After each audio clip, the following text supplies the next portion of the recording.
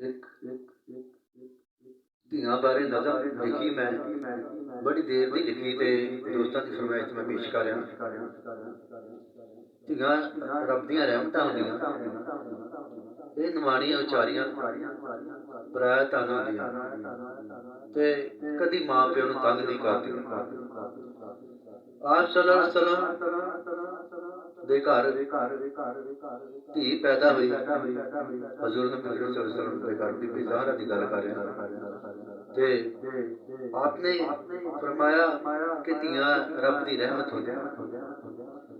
ते नज़म सुनो, रब की रहमत घर विच आई, रब की रहमत घर विच आई, चन्न वर्गी सोहनी धी आई।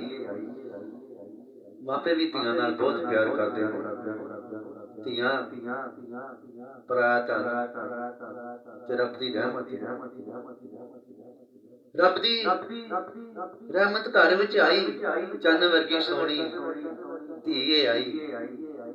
ज़हरा दा सदका रब अता सानू कीता, ज़हरा दा सदका रब अता सानू कीता, बड़ाई अनमोल तोहफा सानू दिता।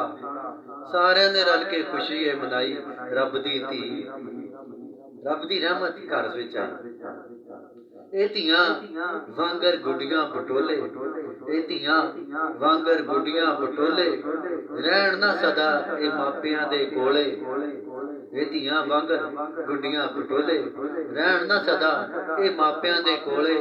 ਉਹ ਜਾਂਦੀਆਂ ਏ ਤੇ ਤਨ ਪਰਾਈ, ਰੱਬ ਦੀ ਰਹਿਮਤ ਕਰ ਛੱਡਿਆ।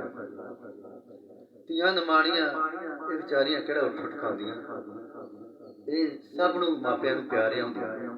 शेर पेश कर, ना ए मंगण दौलता ना ए जायदाता, ना ए मंगण दौलता ना ए जायदाता, वांगर जनाज़ियां इन्हां दियां बरातां।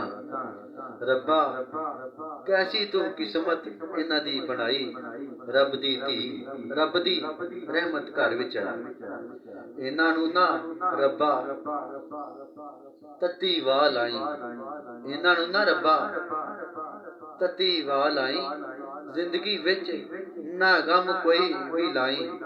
ਇਹ ਤੇ ਕਰਦੀਆਂ ਹਮੇਸ਼ਾ ਮਾਪਿਆਂ ਨਾਲ ਭੁਲਾਈ, ਰੱਬ ਦੀ ਰਹਿਮਤ ਘਰ ਵਿੱਚ ਆਈ। ਪੇਸ਼ ਕਰਾਂ ਸ਼ੇਰ,